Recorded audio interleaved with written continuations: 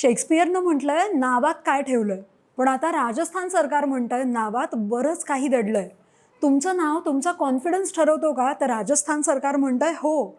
म्हणूनच आता पप्पू, चिंटू, छोटू, कालू, शैतान अशी नावं बदलली जाणार आहेत. पण नेमकी कुठे, का आणि कशासाठी? प्रकरण काय सांगते रील शेवटपर्यंत पहा. राजस्थान सरकारनं सध्या एक वेगळीच मोहीम सुरू केली आहे, जिचं नाव आहे सार्थक नाव अभियान. या मोहिमेअंतर्गत शाळांमधल्या अशा नावांकडे लक्ष दिलं जात आहे जी अटपटी, अर्थहीन किंवा थोडी अपमानजनक कधी कधी वाटू शकतात. उदाहरणार्थ पप्पू, पिंटू, चिंटू, छोटू, कालू अशा प्रकारची नावं.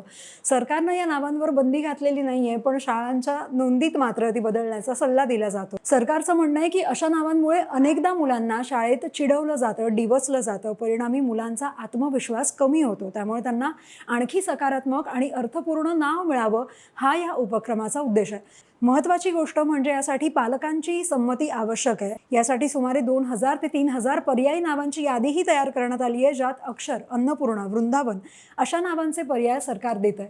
ही मोहीम राजस्थानमधल्या सरकारी शाळांमध्ये विशेषतः ग्रामीण भागात राबवली जाणार आहे, ज्यात शिक्षक आणि अधिकारी पालकांशी चर्चा करून नावाचं महत्त्व समजून सांगणार आहेत. म्हणजेच एकंदरीत मुद्दा असा आहे की नाव फक्त ओळख नाही, तर ते आत्मविश्वास आणि व्यक्तिमत्वावरही परिणाम करू शकतं. आता तुम्ही सांगा, तुम्हाला काय वाटतं? नाव खरंच इतकं महत्त्वाचं असतं का, की शेक्सपियरचंच म्हणणं बरोबर आहे? कमेंट करा आणि लगावबत्तीला फॉलो करा.